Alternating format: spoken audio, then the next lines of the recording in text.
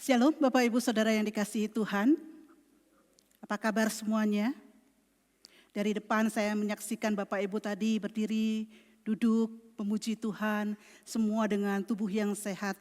Kita bersyukur Bapak Ibu karena kesehatan itu adalah hal yang mahal bagi kita semua.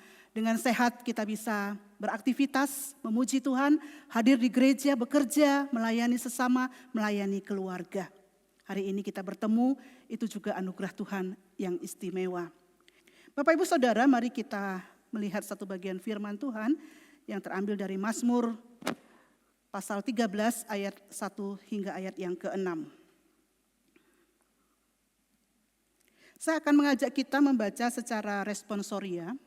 Kita lihat saja di slide yang ada. Saya akan memulai dengan ayat yang pertama. Untuk pemimpin biduan Mazmur Daud. Silakan Bapak Ibu Saudara serempak 1, 2, 3.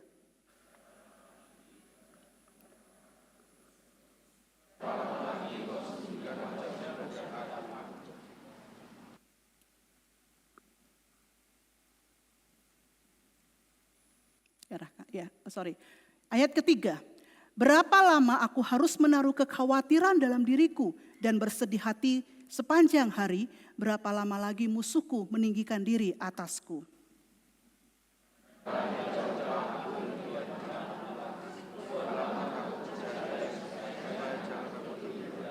Ayat kelima, supaya musuhku jangan berkata, aku telah mengalahkan dia dan lawan-lawanku bersorak-sorak apabila aku goyah.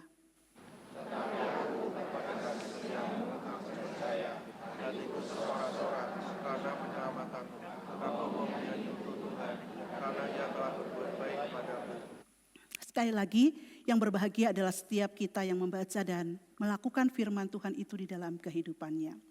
Bapak Ibu Saudara yang dikasihi Tuhan, hari ini tema kita itu tentang selain kesehatan rohani yang selalu kita dengung-dengungkan setiap minggu, tapi hari ini spesial kita bicara tentang kesehatan mental. Isu kesehatan mental menjadi topik atau tema yang belakangan ini begitu sering dibicarakan. Pertanyaannya mengapa? Ini karena memang masyarakat semakin banyak yang mengalami gangguan kesehatan mental. Pendeta Julianto Simanjuntak dalam perjalanan pelayanannya ke benua Eropa dan juga beberapa negara besar lainnya, kemudian beliau itu membuat catatan perjalanan itu gitu ya.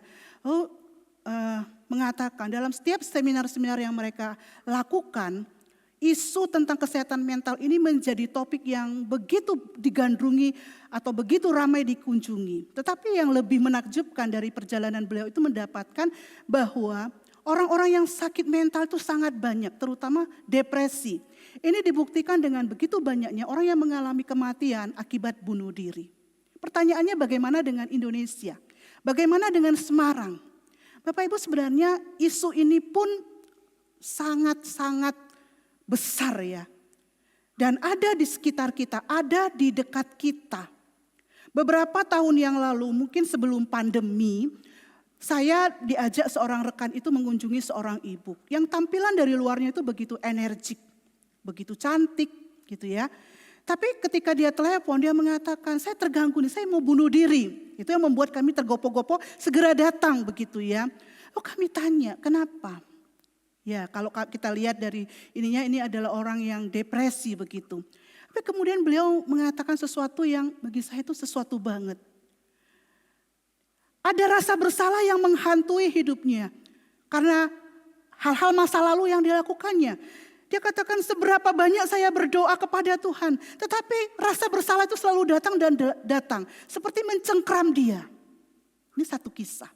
Kisah yang lain, beberapa waktu ini seorang ibu berbicara kepada saya, menceritakan tentang kondisi suaminya. Miss, suami saya itu mengalami kecemasan dan ini kecemasan tingkat tinggi. Sampai menyerang fisik. Sehingga setiap hari itu harus mengkonsumsi cukup banyak obat. Tetapi itu tidak mengganggu. Mengganggu kesehatan tidurnya, makannya dan sebagainya. Dan ada lagi kisah yang lain dan ini diceritakan oleh hamba Tuhan ini sendiri. Bagaimana dia yang sudah puluhan tahun jadi orang Kristen, sudah puluhan tahun menggembalakan jemaat, tapi dia katakan saya pun tidak imun dari yang namanya depresi, bahkan sering kali dia mengalaminya. Nah, dia katakan ini membuat dia murung, menghindari pelayanan, menjadi kadang-kadang menghindar dari jemaat begitu ya. Yang kadang-kadang seperti yang dikatakan tadi, ada dorongan untuk mengakhiri hidupnya. Bapak Ibu, mereka orang-orang Kristen, tetapi mereka tidak bisa melepaskan dari belenggu yang seperti ini. Rasa cemas, ketakutan, depresi, dan banyak lagi gangguan-gangguan mental lainnya. Nah, ini sebagian kecil hal-hal yang ada di sekitar kita. Sebenarnya ada cukup banyak. Hanya mungkin memang kadang-kadang di gereja ini kurang diedukasi atau kurang dijelaskan. Jadi mungkin sebagian besar kurang paham sehingga kurang mengerti sendiri tentang kondisi dirinya. Apa ini yang saya alami, dan kalau sudah di tingkat tinggi atau mengalami sesuatu yang destruktif misalnya, baru kita ngeh begitu ya. Tapi ada hal lain lagi yang saya dapati bahwa banyak orang Kristen itu menyangkali sebenarnya. Mereka paham tapi menyangkali kondisi-kondisi yang terjadi pada dirinya. Karena apa? Nah, ini karena ya mereka berbohong pada dirinya. Karena mereka ingin tampil baik-baik. Mereka menjalani kehidupan yang tidak manusiawi karena ada aturan-aturan yang mereka dengar, konsep-konsep yang mereka dapatkan yang sebenarnya itu tidak manusiawi. Sehingga mereka menekan perasaannya. Ada rasa cemas, ada rasa takut, marah, semua itu ditekan ketika ada masalah. Mereka coba ya menekan diri mereka, tidak tidak menggambarkannya begitu ya, tidak menampilkannya. Nah, apa itu peraturan-peraturan atau hal-hal yang tidak manusiawi yang mereka percaya selama ini? Misalnya begini, kalau ada orang Kristen di gereja, tidak bersuka cita, mengalami kekhawatiran, dia cerita, aku nih stres, tiap hari aku rasa takut. Ke gereja atau yang mereka dapatkan, kamu tidak rohani, kamu kurang beriman, ada sesuatu yang salah dengan dirimu sebagai anak Tuhan. Hal ini yang membuat mereka takut untuk berbicara. Hal ini yang membuat mereka menekan perasaan mereka. Ada apa yang mereka rasakan, mereka tutupi. Berbohong pada orang lain karena mereka takut dihakimi. Ya, seperti tadi ungkapan-ungkapan seperti itu, akhirnya mereka hanya menampilkan yang baik-baik saja. Tersenyum, tertawa, tetapi sebenarnya yang sesungguhnya mungkin ada sesuatu yang terjadi dalam dirinya yang tidak baik-baik saja. Dan yang ketiga, ini menariknya, kita pun menjadi orang yang fasih berbohong kepada Tuhan. Karena kita berpikir Tuhan itu ketika kita berdoa inginnya mendengar hal-hal yang baik dalam diri kita. Sehingga waktu kita berdoa kepada Tuhan, kita pun menyampaikan kepada Tuhan, Tuhan terima kasih, Tuhan saya baik-baik saja, Tuhan saya bersyukur untuk segala sesuatunya. Ya, karena kita berpikir Tuhan inginkan dalam diri kita adalah kita yang terbaik untuk Tuhan. Padahal Tuhan tahu diri kita, luar dalam kita, dari atas kepala sampai ujung kaki, hati kita, perasaan kita, semuanya itu Tuhan tahu. Nah, Bapak Ibu Saudara yang dikasihi Tuhan, itulah sebabnya kita perlu belajar untuk sadar, untuk menyadari akan hal ini, aware terhadap hal-hal yang berkaitan dengan psikis, jiwa kita yang memang tidak kelihatan. Tapi sebenarnya Bapak Ibu Saudara, ketika itu terganggu sebenarnya, itu bisa menyerang kepada kesehatan fisik kita, tubuh kita, ya, kesehatan jasmani kita. Sebab itu kita perlu perhatikan, kita perlu belajar akan hal ini. Nah, kita melihat pada bagian firman Tuhan yang kita baca tadi Bapak Ibu. Ini adalah kisah tentang seorang yang bernama Daud yang saya percaya Bapak Ibu semuanya sangat tahu tentang tokoh yang dilukiskan dengan sangat hebat ini. Kalau Bapak Ibu tadi membaca bersama-sama dengan saya, setelah membaca, Bapak Ibu bisa kira-kira menangkap enggak? Apa yang dialami oleh tokoh yang hebat ini?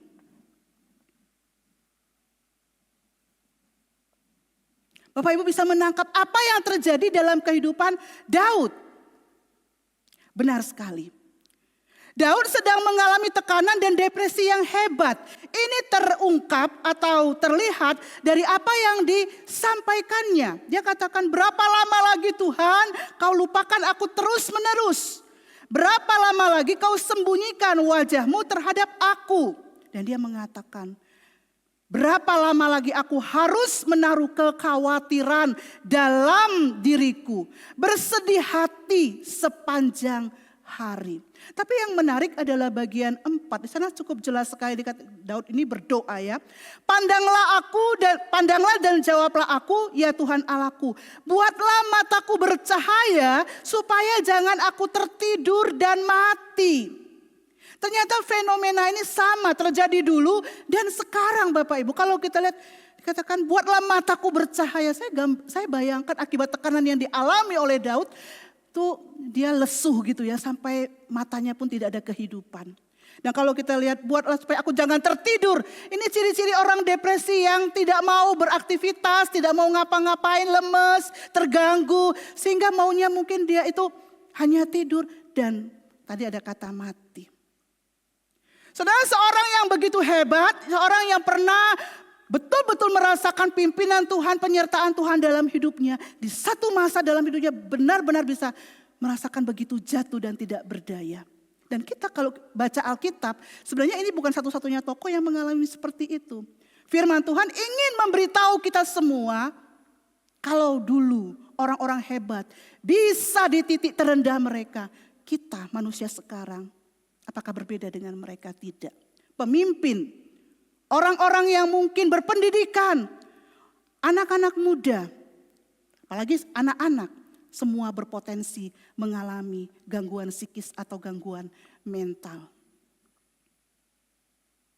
Nah Bapak Ibu, ini realita yang harus kita hadapi. Karena apa? Memang kita tinggal di dunia yang penuh dengan tekanan. Dosa telah membuat dunia yang kita tinggali ini penuh dengan banyak hal-hal yang tidak terduga dan itu berat. Saya pernah berkunjung ke Medan pada waktu pasca tsunami yang melanda Banda Aceh pada waktu itu. Nah di Medan itu diadakan satu penampungan untuk korban yang masih hidup daripada peristiwa tsunami. Bapak Ibu, di situ kita bisa melihat manusia sangat banyak, tetapi mereka itu melolong sepanjang hari. Ada yang nggak karuan begitu ya, saya rasa ini cantik, tapi wajahnya itu betul-betul nggak karuan, hampa, melihat satu sisi dengan tatapan kosong, stres, kesedihan yang mereka alami itu begitu berat karena mereka dengan mendadak ditinggal orang-orang terkasih mereka, kehilangan harta benda mereka dengan sekejap mata, dan trauma-trauma yang dialami itu tidak mereka sanggup tahan hingga membuat mereka seperti itu. Bapak Ibu, saudara yang dikasih, ini realita yang kita hadapi. Oleh sebab itu, kita manusia-manusia atau orang-orang zaman sekarang, walaupun kita orang percaya, kita perlu mengenali diri kita, Bapak Ibu. Ya, kita perlu jujur bahwa kita bukan orang-orang yang tahan dan kuat terhadap hal-hal seperti itu. Kita perlu aware terhadap kondisi diri kita. Misalnya kalau kita itu sudah mengalami gangguan, misalnya stres Bapak Ibu. Kita kena beban, maka kita perlu tahu tanda-tanda itu dan mungkin kita perlu berhenti dari kegiatan kita. Kita perlu cermat atau melihat kondisi-kondisi anak-anak kita yang sedang sekolah ini.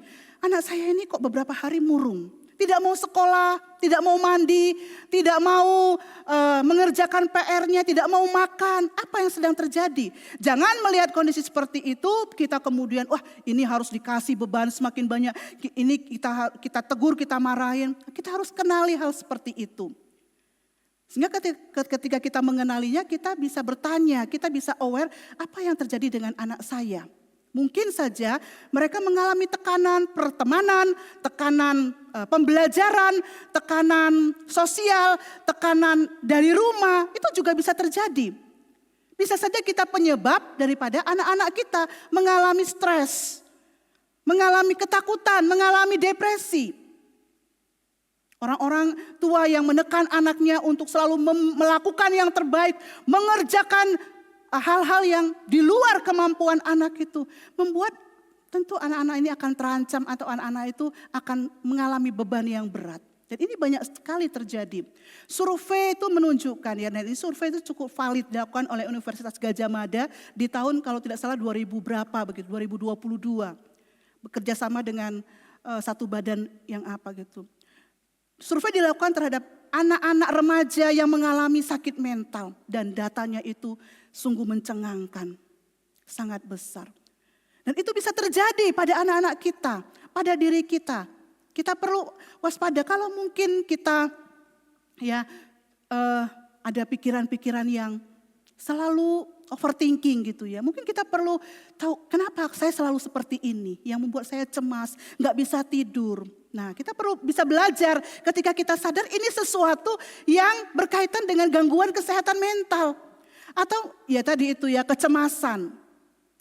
Ada seorang guru yang juga mengalami seperti itu. Tiba-tiba naik sepeda motor gitu ya, di lampu merah gitu. Tiba-tiba dia mengalami panic attack. Tapi dia tahu ini adalah kondisi yang kondisi dirinya. Dia telepon seseorang. Ini lalu dibantu dan dia bisa berjalan pulang begitu. Kalau dia tidak mengenali dirinya, kalau dia tidak aware terhadap hal ini, itu cukup berbahaya. Nah, kalau kita sadar ya, mungkin kita bisa waktu kita tahu ritme tubuh kita gitu ya, waktu banyak beban, saya cenderung stres misalnya, jadi nggak bergairah ini. Nah, kita juga harus paham, kalau terlalu banyak tekanan saya seperti ini, artinya kita harus belajar untuk mengurangi tekanan kita. Kita memanage hal-hal tersebut. Ya, yang mungkin seperti ini bagi kita itu momok atau menakutkan, kita manage, kita kurangi. Atau mungkin di tingkat tertentu kalau itu cukup menekan dan mengganggu, Bapak Ibu demi kesehatan mental, mungkin kita perlu berhenti dulu. Untuk memberikan kesehatan terlebih dahulu bagi diri kita. Karena ketika kita tidak sehat mental, sebenarnya teman-teman itu juga bisa mempengaruhi orang lain. Mengganggu, dan kondisi tidak sehat mental kita seperti itu, kita melayani, itu merusak diri kita, bisa juga itu merusak orang lain. Jadi Bapak Ibu mungkin di tingkat tertentu yang saya juga pernah alami, kita perlu berdamai dengan hal tersebut. Nah, kita perlu jujur, kita perlu cari bantuan ya untuk membereskan kondisi-kondisi diri kita. Jangan kita tahan, kita pendam, orang lain sih nggak tahu ya, tapi kita setengah mati. Yang menjadi lebih mati lagi adalah mungkin anggota keluarga kita. Ada emosi-emosi yang negatif yang keluar, ada pertengkaran, ada hal-hal yang terjadi di tengah keluarga dan itu merembet ke istri, anak, pekerjaan, pelayanan dan sebagainya. Nah, kita perlu mencari bantuan kalau di kondisi seperti itu. Menarik pada bagian ini kita belajar juga dari Daud, dia mencari pertolongan kepada Tuhan. Sebagai orang Kristen pasti ya dalam kondisi sakit, ada rasa khawatir, kita pasti juga berdoa kepada Tuhan. Nah, kita perlu jujur. Daud di sini jujur, Tuhan.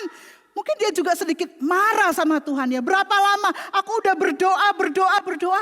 Tuhan tidak engkau dengarkan aku nih loh. Saya bayangkan dia mengalami tekanan itu karena di sini musuh-musuhnya dikatakan itu begitu kuat menekannya.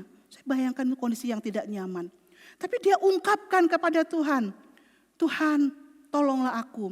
Dia berseru, dia minta tolong kepada Tuhan. Nah, mungkin ini juga kadang-kadang bisa jadi satu cara yang baik. Kepada orang kita agak malu-malu. Bagi orang yang introvert mungkin ya sulit untuk menceritakan. Tapi kita bisa berada di kamar, kita bisa ada di mobil, kita bisa teriak kepada Tuhan. Tuhan, aku sedang marah nih. Jiwaku itu sedang sakit, terluka oleh karena ini.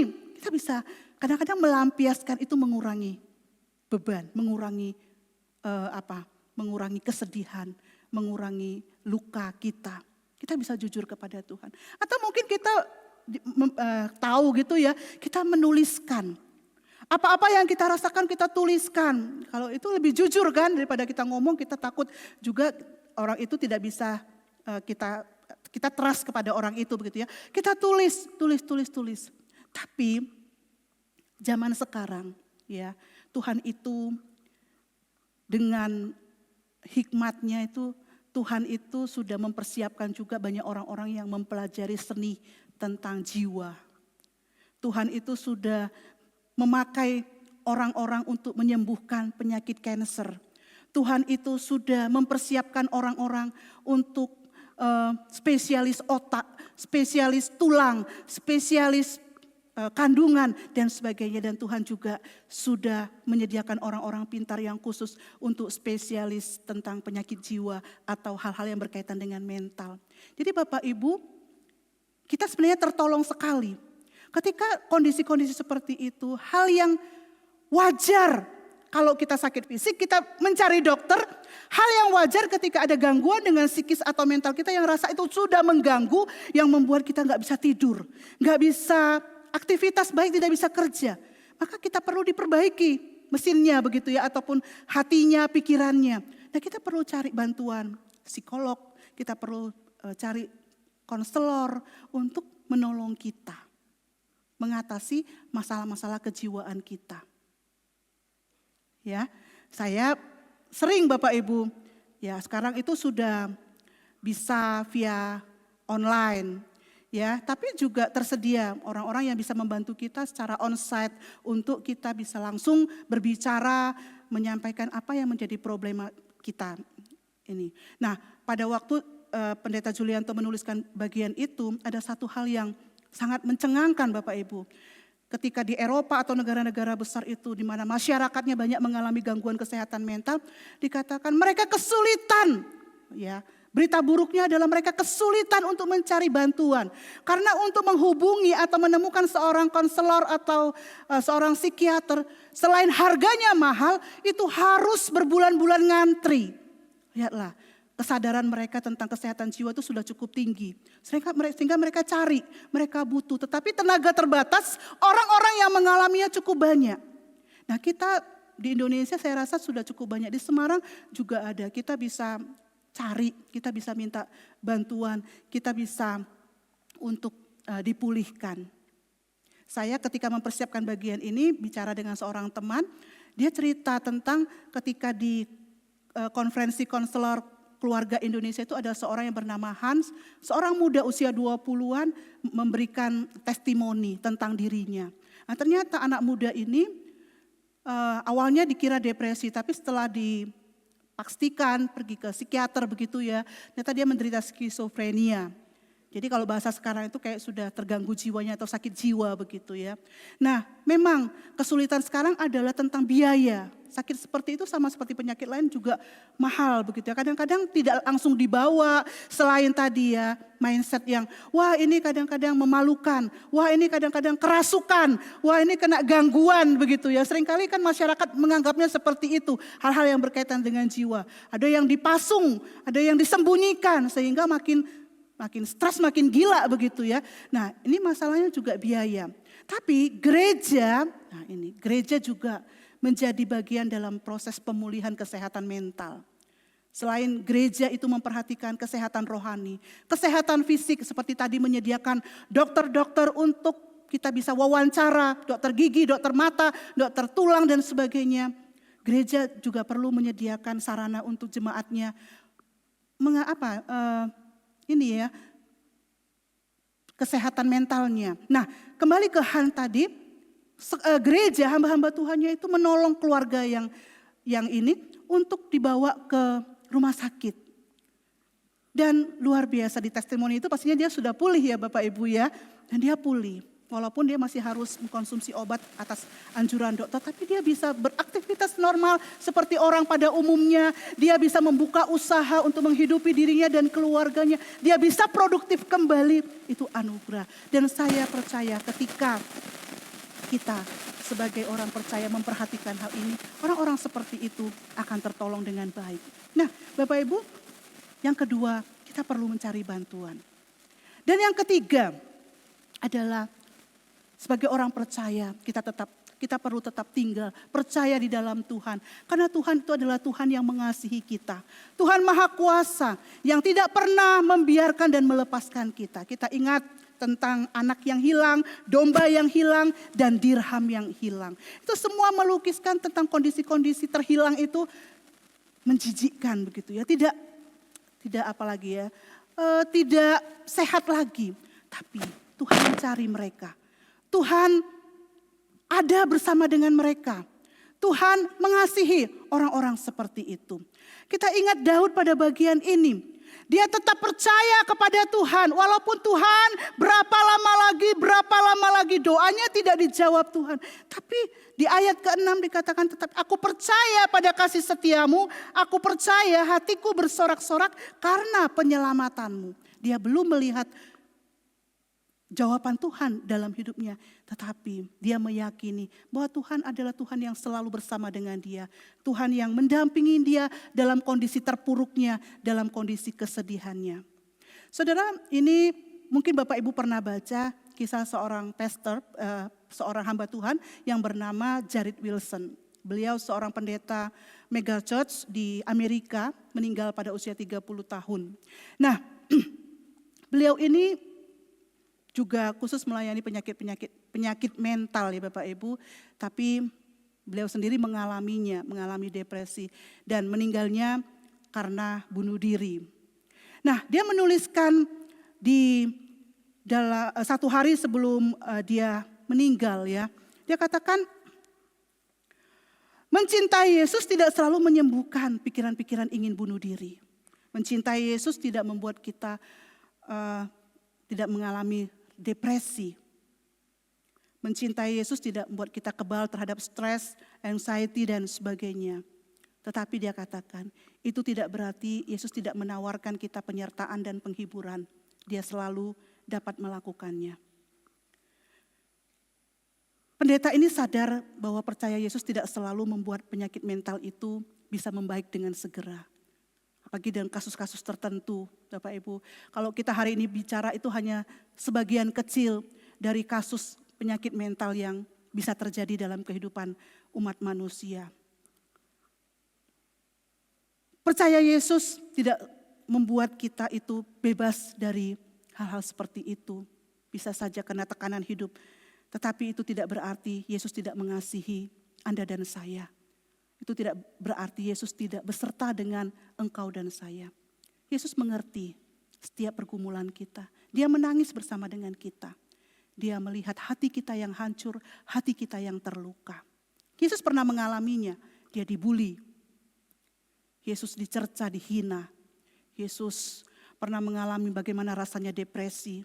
Alkitab melukiskan kepada dia ketika dia berdoa. Tetes-tetes keringatnya itu seperti cucuran darah. Itu artinya satu tekanan mental yang luar biasa bagi Tuhan Yesus. Yesus mengalami sehingga dia tahu perasaan kita, hidup kita, keadaan orang-orang yang kita kasih seperti itu. Nah, tetap menunggu di dalam dia, percaya. Yesus yang mati itu memberikan pengharapan. Bahwa mungkin tengah dunia ini kita mengalami kesulitan, sakit yang tidak kunjung selesai. Misalnya cancer, ya. Kita kadang-kadang sedih lihat saudara kita yang sakit ini. Tapi di dalam Tuhan Yesus, kita punya keyakinan Tuhan tetap mengasihi kita, mengasihi orang-orang yang sakit ini. Dan ada pengharapan bahwa ketika tubuh kita di dunia ini yang lemah, yang tidak berdaya ini usai. Kita punya kehidupan baru di dalam Kristus yang telah menang atas maut, yang telah mengalahkan maut itu. Dan dia berkata, akulah kebangkitan hidup, barang siapa percaya kepadaku, dia akan hidup walaupun dia sudah mati. Itu iman percaya kita. Di dunia ini kita bisa berpengharapan, sampai kita selesai di dunia ini pengharapan itu tetap ya dan amin. Inilah menjadi keyakinan kita semua. Bahwa kita boleh tetap percaya kepada dia. Kisah ini juga membuka mata saya, membuka mata kita semua bahwa masalah kesehatan mental ini bukan problem yang main-main gitu ya. Kita perlu terus belajar untuk kita bisa aware, untuk kita bisa mengenali tanda-tandanya dan bisa memberikan tindakan preventif untuk keadaan-keadaan yang sedang terjadi. Semakin cepat kita mengenalinya, semakin cepat kita mengobatinya dan semakin kemungkinan besar untuk pulih. Tuhan menolong kita semua.